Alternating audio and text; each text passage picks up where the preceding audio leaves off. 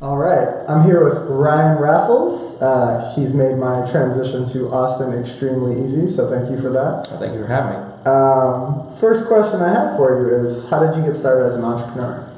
So actually, this is kind of a funny story. When I was a kid, I sold rocks, but not like the TV series. So I was in geology, and I remember my sister she had a lemonade stand on the side of this corner, and we tried competing with her, but we couldn't compete because we were boys, and the girls always out. They literally just looked cuter, and they made money. So we said, okay, we got to do something smart, intelligent, and I had to look at my skills that I had. I love geology, so we lived by an old rock quarry, and we went, just would crack open rocks with sledgehammers. This is like 6, 7 years old, and we would sell like fool's gold and crystals and quartz, and right next to them, people come up and they were like, "Oh, this is really cool! Like kids are selling rocks," and they would buy them. So that was my first entrepreneurial kind of thing I did. So you were literally selling rocks to kids? Selling rocks to adults. To adults? Yeah, a busy intersection. Yeah, they came by and bought crystals and quartz. And we made pretty good money. What a great start. Yeah, it was hard work though. I mean, imagine going with a sledgehammer, 6, 7 years old, and we didn't even have hammers sometimes. We'd have to just take these rocks and throw them at other rocks, and try to break stuff open. So then the next thing, give it a couple of years. I was really busy in school. In middle school, I actually would buy tons of energy drinks. My mom would give me about $20 a day for like breakfast, lunch, and dinner. And so I started off going and buying, spending all on energy drinks. Back when they were cheap, even the monsters, I'd go and sell them for like $5-10 a piece. And you're flipping energy. Yeah, I was flipping energy drinks, and so I ended up making enough money. So I was actually taking cases to school and selling them. So eventually, the school had to shut me down. But I was making a lot of money that way, and I was like, okay, this is actually pretty good. And everybody knew me as actually, the school didn't shut me down until someone chugged 3 monsters before a tax test and had like a panic attack. Yeah, sure. And I was like, I'm not liable for what people do with these energy drinks. That's awesome. But that's when they were kind of early, and people didn't even know what they really were back then. They were like, oh, this is dangerous. They had these vitamins in them and stuff. Yeah.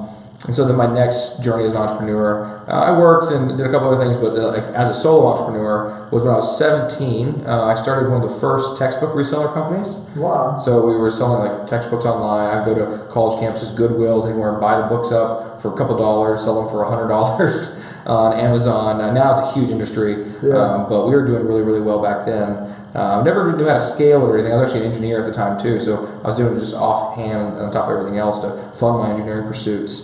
So that was the next thing. The next adventure probably didn't come till much later, and this is kind of an interesting one. So I restarted a fraternity that was shut down here. I'm part of Delta Kappa Epsilon, over 100-year-old fraternity, been here at UT 100 years, got shut down a few years ago. They had a ton of money in the bank. They sold their house, sold everything, and they were looking for an entrepreneurial mindset to restart the whole thing from scratch. And I said, okay, this sounds great to me. I'll do that. And so I did. We had about $3 million, built up a group of people, built up a fraternity, did that over a period of years while I was at university after I came back from the military. And then I started Campus Watch, basically a safety app. It's Uber, but for police. It's the easiest way to say it. Yeah. I was a member of the board of business board for university here. And we deal with safety, and I've been doing it for years. And I've been pushing for more safety protocols for years, and nobody ever had a budget for it. I was trying to get more police on site. Nobody would ever approve it until we had a tragedy happen where a girl was murdered. Wow. And so this girl was murdered, and I said, we got to do something about it now. I got some engineers together, got some friends together, put some capital together, and we built an app. We said, okay, what do millennials do? They don't call the police. They don't even call their parents. So let's build something based on what they do use. Snapchat, Facebook, and Uber. Combine all those, the same kind of features into a single app. Built it. It's doing really well. I believe we're talking on a license with Mexico or something right now. I exited that company pretty early. It was actually a side project too, to this whole thing. So a quick story of who I am. I graduated at 15, college 17, went in the military then, electrical engineer, air missile defense. Did that for about 5 years. Got out, got into politics and lobbying here in Austin. I was going back to school again for another degree in government and psychology. And I was like, I wanted to be a doctor and a lawyer at that point. Gave up on both. After working, realized you don't have to be a lawyer to craft policy and write laws. You just got to know people with money and got to have money and connections. Medicine, after working with after shadowing doctors and seeing American patients, it was one of the worst things I could ever imagine. Tell people, They need to exercise, they need to eat healthier, and do things. That's pretty much a simple subscription for everybody. But nobody does that. They just want, give me a new heart, give me new lungs. It's America. Yeah, it's America. So I actually thought about going to biomedical engineering so I could kind of reap the benefit of, I can just build new hearts, build new lungs, do that. Really, I was focusing on veterans at that point.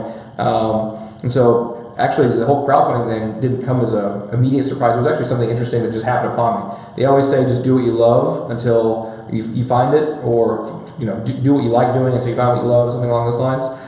So I've been in Kickstarter and Indiegogo for over 5-6 years since the beginning. Put a lot of money into projects, some good, some bad.